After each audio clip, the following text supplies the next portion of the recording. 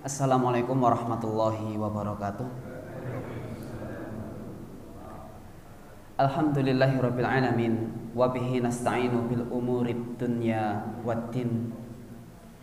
Wassalawatu wassalamu ala rasulina Muhammad sallallahu alaihi wasallam wa ala alihi wa ashabihi faman tabi'ahum bi ihsani ila yaumiddin.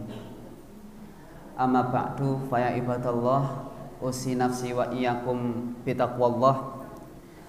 Haitsu kama qala Allahu jalla wa ala ya ayyuhalladzina amanu taqullaha haqqa tuqatih wa la tamutunna illa wa antum muslimun.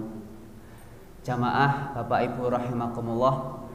Alhamdulillahirabbil alamin. Dalu menika kita waget kumpul, kita bisa berkumpul dalam tempat yang terbaik, yaitu Masjid Duha, masjid-masjid Allah Subhanahu wa Ta'ala.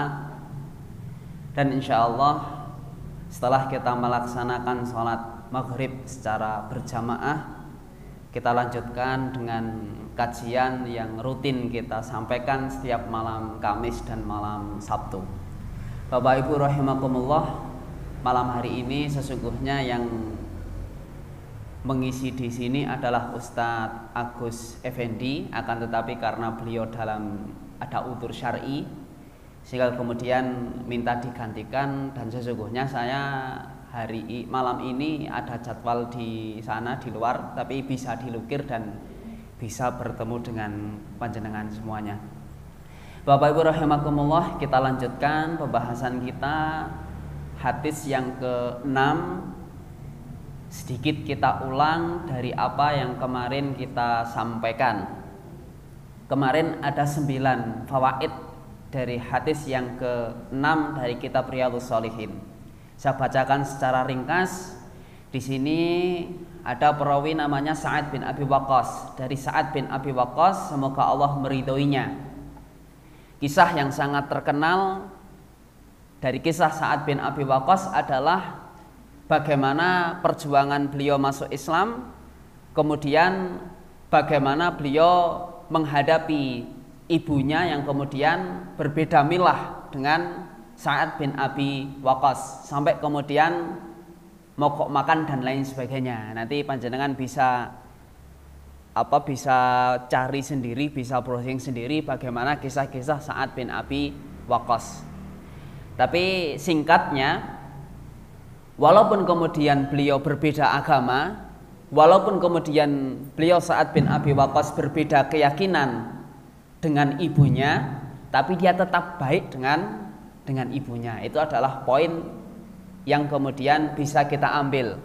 Sekalipun dalam urusan akidah tetap kekeh, tidak ada toleransi, tapi dalam urusan bermuamalah kepada siapapun, walaupun kemudian berbeda agama dengan kita, maka kemudian harusnya kita tetap berakhlak yang karimah, berakhlak yang baik. Itu Sa'ad bin Abi Waqqas. Kemudian ceritanya kemarin sudah kami sampaikan bahwa Rasulullah SAW mendatangi Sa'ad bin Abi Waqqas ketika Amul Hajjatil Wada, ketika haji wada. Karena Sa'ad bin Abi Waqqas ini dalam keadaan sakit yang sangat atau yang parah, ya begitu. Kemudian saat mengatakan, faqultu ya Rasulullah, aku berkata wahai Rasulullah, aku ini telah sakit, kemudian saya ini wa ana dzu malin, memiliki harta yang banyak, dan saya tidak punya hak waris yang akan mewarisi harta-hartaku ini kecuali anak perempuanku.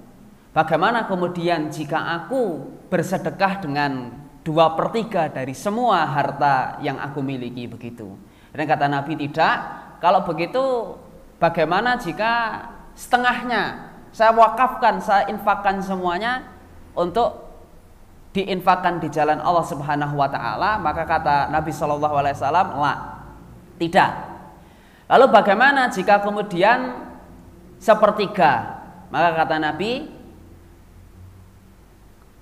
Qala athulus, ia mengatakan, ia bersabda, ya sepertiga tidak apa-apa. Wa thulutsu katsir, dan sepertiga dari semua harta yang kamu miliki itu sudah sangat banyak sekali. Itu ceritanya begitu. Dan kemarin sudah sampai kepada fawaid hadis yang ke-9. Saya akan menambahkan beberapa poin yang kemudian bisa kita ambil dari hadis itu.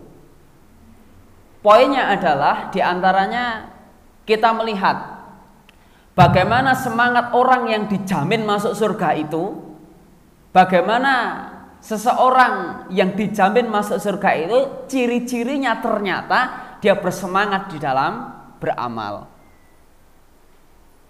Tadi Nabi mendatangi, yang pertama, kalau 2/3 boleh enggak? Jangan kalau 2/3, kalau setengah boleh enggak? Jangan kalau setengah. Akhirnya baru kemudian dibolehkan berinfak dengan semua harta, yaitu hanya 1/3. Itu kalau orang solih. Itu kalau orang yang dijamin masuk surga. Nah kalau orang yang tidak solih, Pak kalau badhe sedekah pinten 10 juta, ampun nek sedoso, pinten kurang dari itu. Jawabannya apa? Malahane. Itu kan orang yang apa, yang tidak soleh, oh malahane nek 10 juta berarti 7 juta bagaimana? Jangan kalau 7 juta. Kalau 3 juta bagaimana? Ini kalau orang yang tidak soleh, dia akan mengatakan palahane nek ora oke. Tapi Sa'ad bin Abi Waqqas enggak. Dia ngenyang itu dalam rangka untuk di ACC oleh Nabi Shallallahu Alaihi Wasallam. Dan kemudian disepakati, direkomended, yaitu hanya 1/3. Itu semangat Sa'ad bin Abi Waqqas di dalam beramal. Ini contoh daripada teladan ia orang yang kemudian dijamin oleh Allah, oleh Rasulullah Shallallahu Alaihi Wasallam, mubasysyarul bil jannah, orang yang dijanjikan surga. Itu yang berikutnya. Kemudian Bapak Ibu rahimakumullah, ada satu pelajaran ini yang terakhir yang akan kami sampaikan sedikit di malam hari ini. Kata Nabi Shallallahu Alaihi Wasallam menjawab pertanyaan Sa'ad bin Abi Waqqas. Apakah kemudian, kata Sa'ad bin Abi Waqqas, ketika aku tidak berhijrah atau ketika aku tetap tinggal di sini, kemudian saya akan meninggal di sini, saya akan wafat di kota Makkah, tidak ikut hijrah bersama Nabi ke Madinah. Lalu kemudian saya akan ditinggalkan oleh sahabat-sahabat yang lainnya. Maka kata Nabi Shallallahu Alaihi Wasallam, qala, ia bersabda, sesungguhnya engkau tidak akan ditinggalkan. Sesungguhnya engkau tidak akan ditinggalkan. Kemudian ditekankan lagi, fata'mal, maka beramallah kamu wahai Sa'ad. Amal yang apa? Amal yang kemudian tabtaghi bihi wajh Allah, yang kemudian dengan amalmu itu engkau akan mendapatkan ridho Allah Subhanahu wa ta'ala. Dan dengan amal itu dan dengan ketaatan itu engkau akan ditinggikan derajatmu di hadapan Allah Subhanahu wa ta'ala. Ini ada pelajaran yang luar biasa. Pertama, ngeyem-ngeyemi dulu, engkau tidak akan ditinggalkan oleh para sahabat-sahabatmu.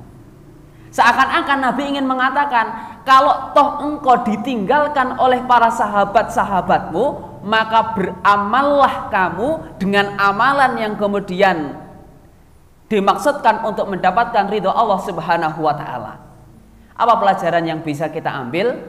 Kalau kita menghadapi satu masalah, maka sampaikan dulu yang paling pahit dulu. Jadi, seakan-akan Nabi mengatakan, ya kalau kemudian kamu tetap ditinggal oleh sahabat-sahabatmu hijrah ke Madinah dan kamu tetap tinggal di sini, maka beramal saja.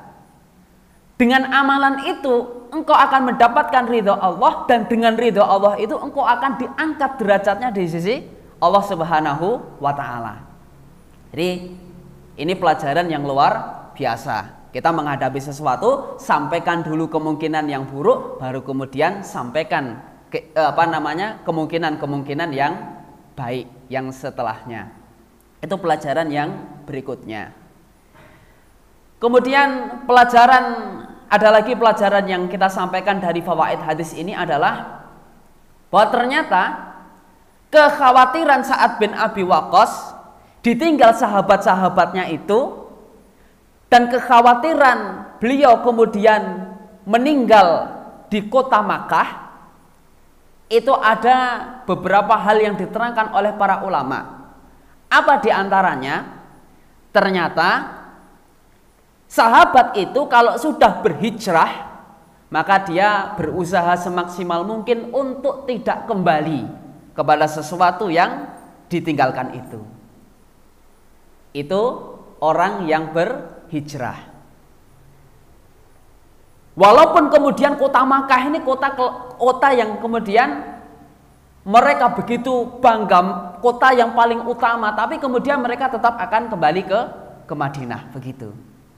Artinya apa? Ini pelajaran yang luar biasa. Kalau kita sudah berhijrah, apalagi hijrah dari sesuatu yang buruk, maka kemudian sebisa mungkin kita tidak kembali kepada sesuatu yang buruk itu. Ini pelajaran yang terakhir yang kemudian bisa kita ambil daripada kisah Sa'ad bin Abi Waqqas. Dan masih banyak lagi sebenarnya fawaid-fawaid yang perlu kita sampaikan, tapi kemudian akan kita lewati karena poin-poinnya adalah sudah kita sampaikan.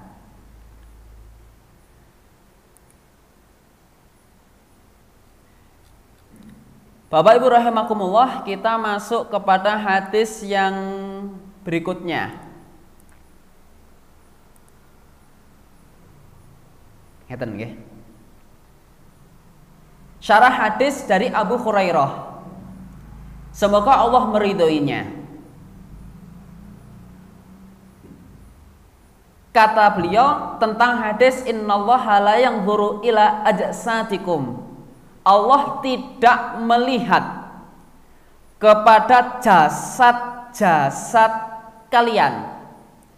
Dari Abu Hurairah, Abdurrahman bin Sakhar, semoga Allah meridhoinya. Ia berkata, Nabi Shallallahu Alaihi Wasallam bersabda. Apa kata Nabi? Innallaha la yanzuru ila ajsatikum. Allah tidak mirsani, Allah tidak melihat terhadap jasad kita, fisiknya.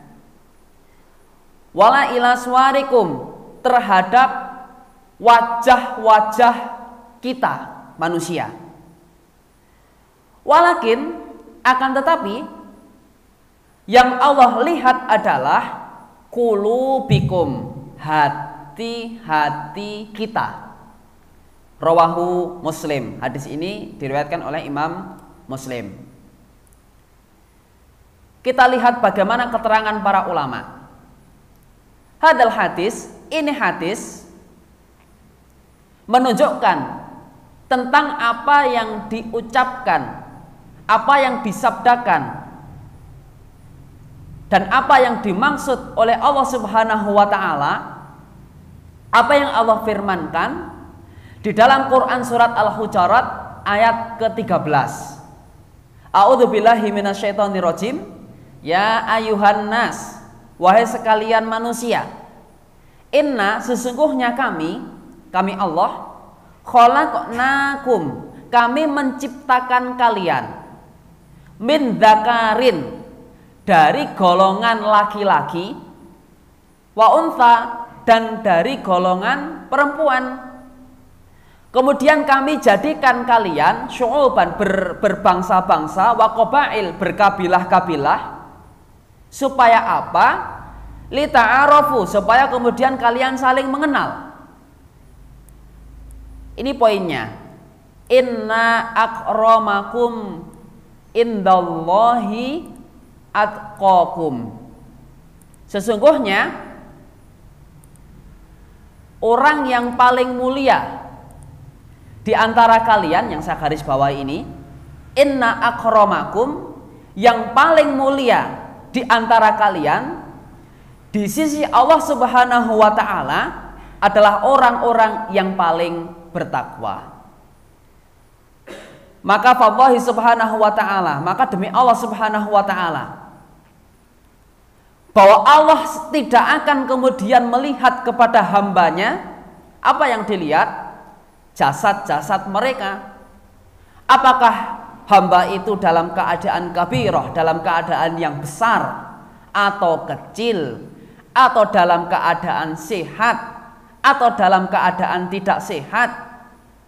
Bahkan Allah tidak melihat tentang fisik mukanya, apakah dia seorang yang cantik, seorang yang ganteng, atau orang yang tidak cantik. Ini sekali-kali hadza laisa bi syai'in indallah, tidak bermakna di sisi Allah Subhanahu wa taala. Demikian pula Allah taala tidak melihat nasab. Jadi kita dilahirkan baik dari golongan orang yang bertakwa maupun orang yang tidak bertakwa, itu tidak kemudian menjadi jaminan di sisi Allah Subhanahu wa taala.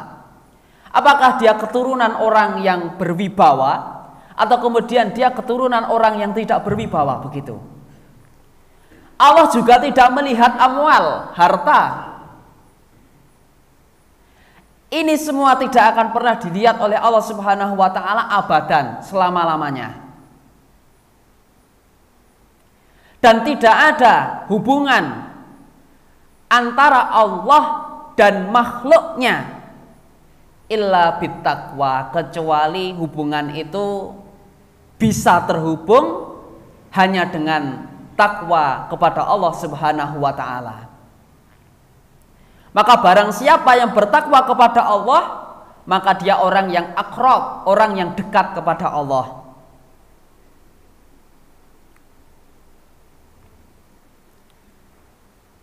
Bahkan kemudian sekali-kali Allah tidak melihat tadi jamal, kecantikan, badan, anak-anak, dan seterusnya dan seterusnya. Innama idza wafaqakallahu litaqwa, dan sesungguhnya ketika kamu diberikan nikmat oleh Allah Subhanahu wa taala berupa ketakwaan, ini merupakan satu nikmat, dan memujilah kepada Allah Subhanahu wa taala. Ini keterangan yang pertama. Keterangan yang berikutnya adalah akan tetapi yang dilihat oleh Allah itu qulubikum, apa, hati-hati kalian. Hati itu apa, Pak? Hati. Hati itu di sini diterangkan fal qulub, yang dimaksud dengan hati itu adalah ia yang al-madar. Madar itu sesuatu yang bolak-balik. Itu hati. Jadi karakter hati itu dia tidak tetap, dia akan berputar, dia akan berbolak-balik, itu namanya hati.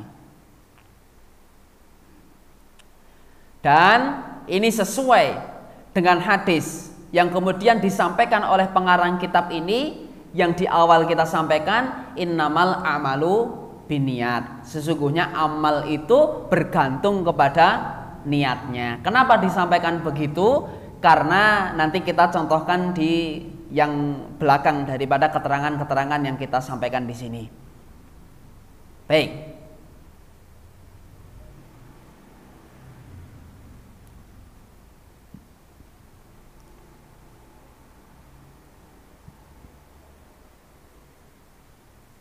Betapa banyak kemudian di sini diterangkan betapa banyak kemudian manusia yang secara zahirnya dia melakukan kebaikan, akan tetapi apa yang dilakukan itu menjadi rusak. Rusak serusak-rusaknya. Kenapa bisa rusak? Karena salah niat. Karena dia tidak memperhatikan urusan hati itu. Fanniyatuh ya usul, niat itu adalah usul. Didapati dua orang dalam satu shaf yang sama, dalam satu imam yang sama, dia sedang melaksanakan sholat. Jadi ada seorang hamba dua orang hamba melakukan sholat. Keduanya ini sama-sama melaksanakan sholat. Yang satu, ya kan? Yang satu dia mendapatkan pahala dan yang satu dia tidak mendapatkan pahala. Bahkan perbedaan di antara keduanya, ada orang sholat, sama-sama sholat, yang satu dia mendapatkan pahala yang banyak, yang satu kemudian sama sekali tidak mendapatkan. Bahkan diterangkan seperti perbedaan antara timur dan barat. Kenapa demikian? Kok bisa wong sholatnya bareng, imamnya juga sama, waktunya juga sama di shaf yang pertama? Karena hati mereka yang berbeda. Salah satu di antara mereka qalbuhu ghafilun, hatinya lalai dari sholatnya. Kemudian yang satu tentu yang sebaliknya. Ini dalam perkara urusan hati. Yang lainnya hatinya adalah hadir, ya kan? Hadir. Dia menginginkan di dalam sholatnya itu untuk mendapatkan ridho Allah, wattiba'u sunnati Rasulillah sallallahu alaihi wasallam, dan menginginkan ittiba kepada Rasulullah sallallahu alaihi wasallam. Kalau yang tadi, yang pertama, ini hatinya hati yang lalai. Bahkan kemudian dia sholat hanya menginginkan perkara-perkara duniawi, tidak kemudian menghadirkan Allah di dalam sholatnya. Ini kisahnya seperti itu. Kemudian penulis membawakan ayat yang sangat kita hafal di dalam Quran surat At-Tariq. Kenapa kemudian kita harus memperhatikan urusan hati? Allah katakan, a'udzubillahi minasyaitonirrajim, innahu ala raj'ihi laqadir. Sesungguhnya yang namanya hari pembalasan atau hari kebangkitan itu, di mana Allah Subhanahu wa taala sangat berkuasa untuk mengembalikan manusia-manusia yang telah dimatikan. Setelah kemudian dibangkitkan, yauma tublas sarair, maka akan dibuka satu persatu dan tidak ada yang lalai. Kita sholat di mana, kita melakukan apa yang kemudian kita baca, apa yang kemudian kita batin dan lain sebagainya. Yauma tublas sarair, hari itu adalah hari di mana kemudian manusia akan dibuka sarair, rahasia-rahasianya gitu. Ini surat At-Tariq. Sehingga apa yang kita niatkan ini sangat berpengaruh dalam menghadapi persidangan ini. Yaitu Allah akan mengabarkan sesuatu yang tidak hanya bersifat zahir saja, bahkan kemudian yang bersifat batin dan seterusnya. Baik. Bapak Ibu rahimakumullah, kemudian di sini dituliskan, karena sesungguhnya yang namanya ilmu itu ada dalam kitabullah, yaitu Al-Quran, dan kemudian ada dalam sunnah-sunnah Nabi Shallallahu Alaihi Wasallam, yaitu Al-Hadis. Dan ilmu itu tidak akan bisa bermakna manakala kemudian tidak didasari pada niat yang benar, tidak didasari pada hati yang benar, begitu. Jadi Al-Quran itu tidak jalan, hadis itu tidak jalan, kecuali ketika hati kita sudah jalan. Karenanya ilmu itu ada ilmu yang bermanfaat, ada ilmu yang tidak bermanfaat. Nah, ilmu yang bermanfaat ini adalah ilmu yang kemudian bisa menjadikan hati kita menjadi hati yang khusyuk. Sebaliknya, ilmu yang tidak bermanfaat adalah ilmu yang hanya sekedar kita hafal, hanya sekedar kita ketahui, bahkan kemudian menjadikan kita semakin jauh dari Allah Subhanahu wa taala, begitu. Ini juga sama ayat Al-Adiyat. Maka perhatikan bagaimana Allah berfirman di dalam Quran surat Al-Adiyat, afala ya'lamu idza bu'thira ma fil kubur. Bagaimana kemudian Allah itu akan membangkitkan manusia dari kuburnya. wa hussila ma fisudur, dan bagaimana kemudian manusia itu akan dibuka secara satu persatu tentang apa yang kemudian dohir mereka ada dalam mereka beramal. Ini keterangan yang tadi saya sampaikan. Kemudian Bapak Ibu rahimakumullah, yang berikutnya berkaitan dengan hadis ini, penulis ingin menerangkan kepada kita salah satu penyakit hati. Yang pertama adalah syak. Jadi tadi hadis itu menerangkan bahwa Allah itu melihat hati-hati kalian. Apa yang kita niatkan, apa yang kita rasakan, apa yang kita angen-angenkan, itu kemudian akan dimintai pertanggungjawaban. Dan itu murni amalan hati. Dan di antara perkara-perkara yang kemudian merusak tentang amal itu, tentang amalan hati, di antaranya adalah sifat syak. Syak niku napa? Ragu. Ini yang pertama penulis sampaikan. Sebagian orang itu meragukan tentang apa yang kemudian sudah disyariatkan. Maka bagaimana seseorang itu akan yakin terhadap berita dari Allah Subhanahu wa Ta'ala, sementara hati mereka ada syak, ada keraguan. Maka kalau ada keraguan, lihatlah ayat-ayat Allah Subhanahu wa Ta'ala. Di antaranya obat bagi orang yang masih ragu dengan syariat, masih tidak percaya kalau syariat berjilbab itu adalah wajib, masih kemudian berpikir ulang tentang syariat-syariat yang sudah digariskan. Maka lihat surat Ali Imran ayat 190, kata penulis begitu. Ada apa dengan Ali Imran 190? Inna fi khalqis samawati wal ardi. Bagaimana Allah menciptakan as-samawat, langit-langit dan bumi. Bagaimana Allah mengatur tentang adanya malam, tentang adanya siang.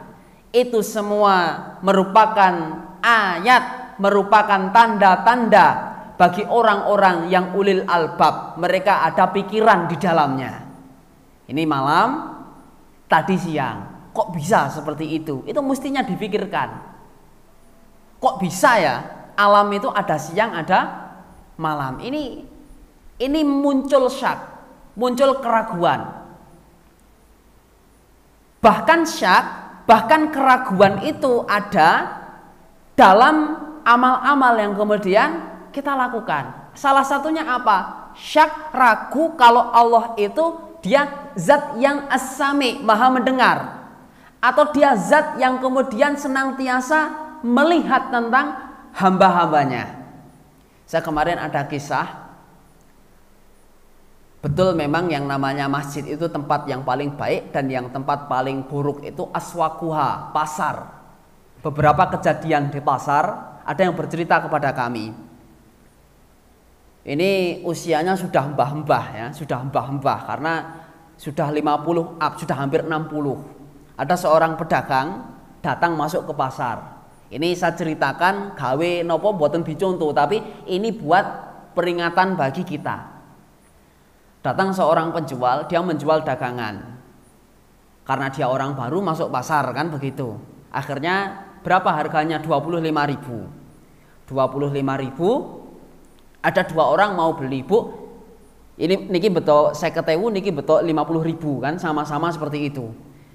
Yang satu ini pedagangnya ini katakan, "Mbok gandengan mboten saged Mas nek gandengan wong niki benten tiang." Ini beda orang. Akhirnya si pedagang ini kemudian dia rodok minggir nuker susuk kan begitu kan, dia menukar uang kembalian karena memang nggak ada kembalian.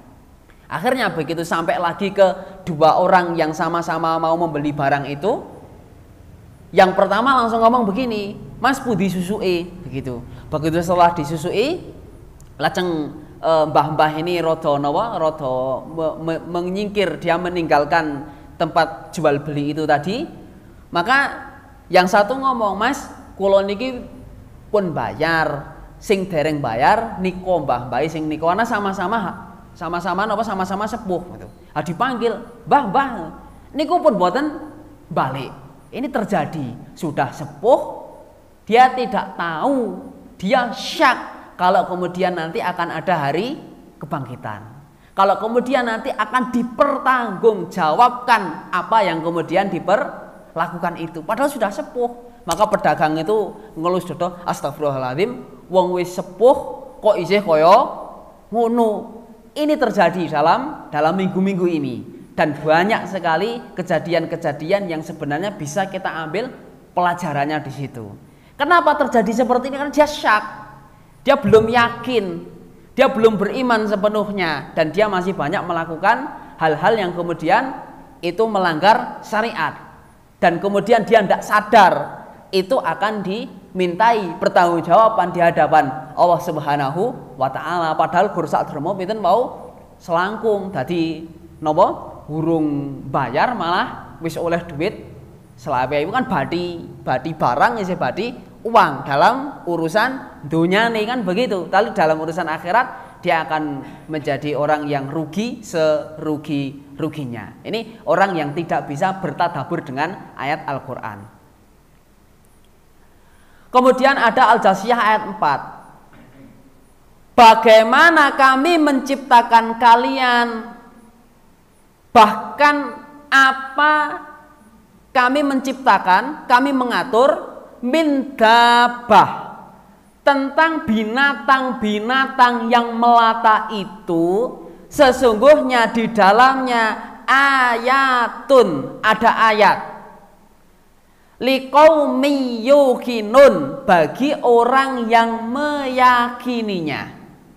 Kalau panjenengan pirsa hewan, semut, napa melih yang melata itu, bekicot, ini mestinya kita sampai, kok iso ya Allah bikin seperti itu, kan begitu. Allah tidak segan-segan menyebutkan ba'udah itu nyamuk. Bahkan Allah bisa mempermalukan orang yang tidak yakin dengan syariat Islam, itu lebih hina daripada nyamuk. Maksudnya apa? Maksudnya mereka bikin nyamuk aja nggak bisa kok, begitu. Apalagi kemudian bikin yang selainnya, bahkan lebih kecil dari nyamuk. Nopo sing lebih kecil dari nyamuk hewan? Nopo tengu, nggak bisa kan manusia bikin itu. Nah ini kemudian menjadi ayat-ayat bagi orang yang kemudian yakin. Saya yakin panjenengan sudah bisa meyakini hal-hal yang demikian. Ini yang pertama, penyakit hati, ya kan, yang menjadikan Allah tidak mau mirsani itu adalah nopo wau syak, ragu tentang Allah dan tentang syariat Allah dan tentang pengawasan Allah, dan merasa kita tidak dipantau oleh Allah Subhanahu wa Ta'ala. Itu yang pertama. Yang kedua, yang kemudian disampaikan oleh penulis kitab, yang menjadikan Allah tidak mau mirsani dengan hati kita adalah manakala kemudian kita berbuat syirik. Manakala kita berbuat syirik, maka ketika setan mendatangi hatimu, ya kan, kemudian ini saya sampaikan dulu. Tadi masih keterangan yang syak tadi. Maka ketika setan mendatangimu dalam keadaan kamu menggoda dalam keadaan syak itu tadi, maka lihatlah tentang ayat-ayat Allah. Bagaimana Allah mengatur alam semesta, bagaimana Allah merubah tentang hal-hal itu, mengatur semuanya. Bagaimana kemudian Allah Subhanahu wa Ta'ala merubah kondisi manusia, ya kan? Di antaranya hatta ta'lamu anna li hadzal qauni mudbiron hukman azawad, sampai kemudian kamu betul-betul yakin bahwa kemudian apa yang terjadi di alam semesta ini adalah ada hak Allah Subhanahu wa Ta'ala, ada campur tangan Allah Subhanahu wa taala. Kemarin yang terbaru itu yang mana, yang Semeru itu kan?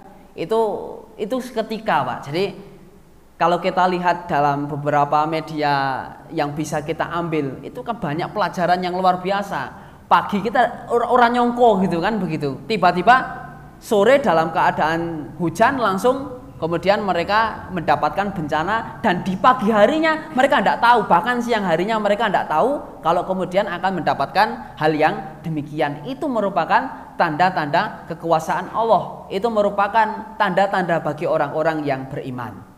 Yang kemudian adalah syirik.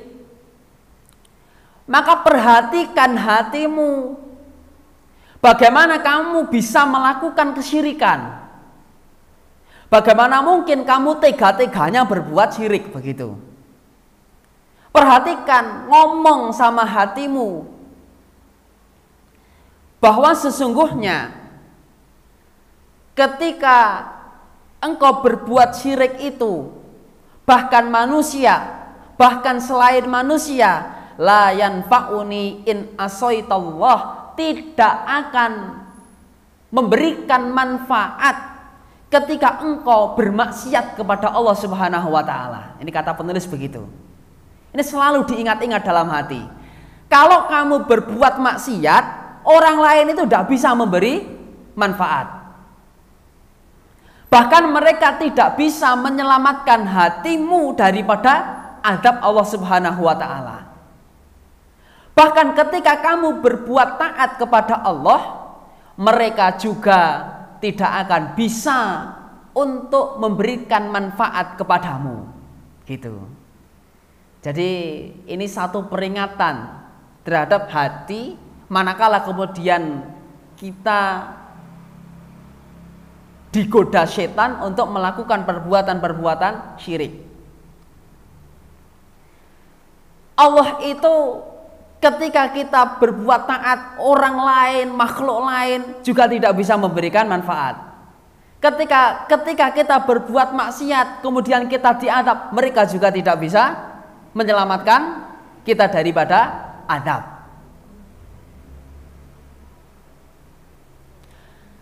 Kalau yang demikian itu yang terjadi, falimada tusyriku billah, kenapa engkau berbuat syirik kepada Allah Subhanahu wa taala? Begitu. Jadi ini perkataan penulis memberikan peringatan kepada kita bahwa perbuatan-perbuatan kita tentang syirik, tentang maksiat dan lain sebagainya, kenapa engkau bisa melakukan itu? Padahal kemudian ketika itu dilakukan sesungguhnya itu tidak memberikan manfaat dan tidak pula memberikan madharat kepadamu. Bapak Ibu rahimakumullah. Kemudian yang berikutnya,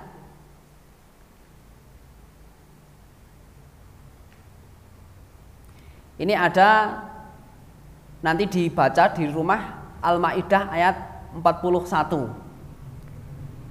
Dipelajari itu kaitannya dengan ulaika ladzina lam yuridillahu ayyutahhiru qulubuhum.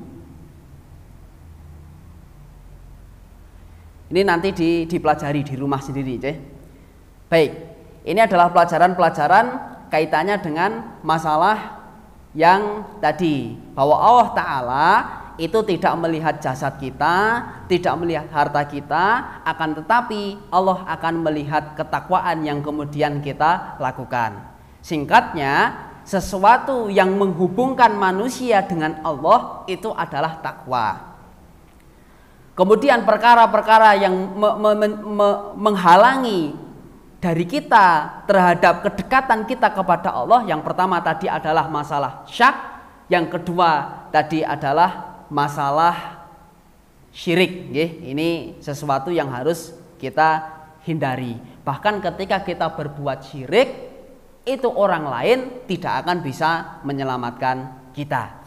Bapak Ibu rahimakumullah, itu faedah dari hadis yang ke-7.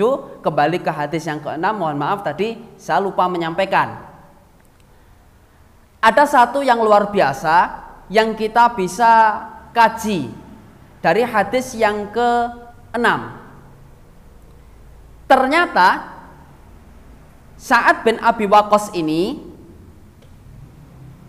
itu kemudian ketika beliau bertanya kepada Nabi Shallallahu Alaihi Wasallam, apakah aku akan ditinggalkan oleh para sahabat-sahabatku? Maka kemudian Nabi memberikan isyarat, engkau tidak akan ditinggalkan, bahkan engkau nanti akan mengalami masa di mana ada orang yang mendapatkan kenikmatan, ada orang yang mendapatkan manfaat darimu, dan ada pula orang yang kemudian mendapatkan kesusahan darimu. Itu kata Nabi SAW.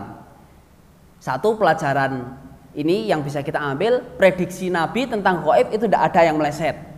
Yang kedua, kata Nabi SAW, salah satu sesuatu yang dikabarkan kepada Sa'ad bin Abi Waqqas, nanti kamu akan mendapati orang yang pro dengan kamu dan ada orang yang tidak suka. Apa pelajaran yang bisa kita ambil? Pelajaran yang bisa kita ambil, dimanapun tempat, ketika kemudian kita sudah melakukan satu amalan, maka hukum alam itu pasti akan berlaku. Orang sekaya Sa'ad bin Abi Waqqas, orang yang dijamin masuk surga, orang yang kemudian ikut di dalam peperangan bersama Nabi Shallallahu Alaihi Wasallam, orang yang begitu mulia akhlaknya, itu ternyata di kemudian hari, dan betul kata Nabi Shallallahu Alaihi Wasallam, banyak orang yang tidak menyukai Sa'ad bin Abi Waqqas. Kenapa bisa? Bisa karena Sa'ad bin Abi Waqqas ini adalah orang yang bertakwa. Berarti sebaliknya, siapa yang tidak suka? Yang tidak suka adalah orang yang munafikun, orang yang musyrikun, orang yang kafirun. Itu seperti itu. Kita juga sama, Pak. Di mana kita tempat beramal, kalau amal kita baik, tentu orang yang beramal tidak baik akan tidak suka. Kehadiran kita ini akan bermakna dua. Ada orang yang senang dengan kehadiran kita dimanapun tempat berada, ada orang yang tidak suka. Bahkan Sufyan As-Tsauri itu memberikan faedah yang luar biasa. Kalau kamu bertemu dengan manusia, kemudian manusia itu dipuji oleh semua makhluk yang ada, artinya semua manusia itu memuji orang ini, maka ketahuilah fa inna ma huwa su', sesungguhnya dia adalah orang yang su', orang yang jelek. Lah kok bisa seperti itu? Iya, karena sesungguhnya tidak akan pernah menyatu antara hal yang baik dengan hal yang buruk. Kita menyampaikan sesuatu yang baik, pasti orang yang buruk tidak akan suka. Itu sudah sunatullah. Bagaimana Nabi, orang yang terbaik, itu dibenci oleh orang-orang yang ada di sekitar beliau, di orang-orang kafir Quraisy waktu itu. Maka pastikan kehadiran kita ini adalah menjadi orang yang suka dengan yang baik-baik. Jangan kemudian kita susah ketika ada orang yang berbuat baik, tapi jadilah golongan orang yang senang ketika kemudian ada orang yang melakukan kebaikan. Dan ini juga bermakna bahwa komentar manusia itu tidak penting. Sekali lagi, komentar manusia itu tidak penting. Yang penting adalah kita mendapatkan ridho Allah Subhanahu wa ta'ala. Sekalipun dalam fikih dakwah itu tetap harus diperhatikan. Sekalipun kemudian kita tetap harus berbuat baik terhadap siapapun. Walaupun ada orang yang membenci kita dimanapun kita berada, itu sudah sunatullah. Karena apa yang kita sampaikan jika itu baik, pasti orang baik tidak suka. Baik itu hasad dan lain sebagainya. Bahkan termasuk di dalam fikih pernikahan itu ada larangan kita mengupload, larangan kita meng-share ya. Meng-share itu apa? Membagikan bagaimana kebahagiaan kita dengan istri dan anak. Itu sampai ada larangan seperti itu. Kenapa kok dilarang? Kok tidak boleh, kenapa? Ini kan istri-istri kita lah. Iya, siapa yang bilang itu istri orang lain, kan begitu. Jadi kita upload foto suami dengan istri sedang, itu sampai ada larangan di situ. Kenapa? Karena menjadikan hasad bagi orang lain gitu. Menjadikan penyakit ain. Itu sampai dalam urusan seperti ini diatur dalam fikih pernikahan. Karenanya kalau ada yang masih upload dan lain sebagainya sebaiknya dihilangkan, termasuk posting-posting sesuatu hal yang demikian. Ya kalau niatnya dakwah dan lain sebagainya wa alam ya, tapi kemudian intinya itu diatur supaya manusia tidak berbuat hasad. Yang baik aja bisa dihasatin, apalagi kemudian yang tidak baik. Kenapa kebalik, Pak? Kebalik ya. Yang tidak baik aja bisa dihasatin, apalagi yang kemudian berbuat kebaikan.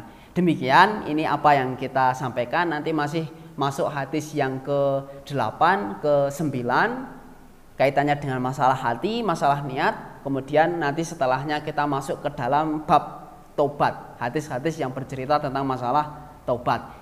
Ini apa yang kita sampaikan di malam hari ini, mudah-mudahan memberikan manfaat kepada kita semua. Dan ini ada kabar Pak Don kakaknya ndak ada, betul Pak?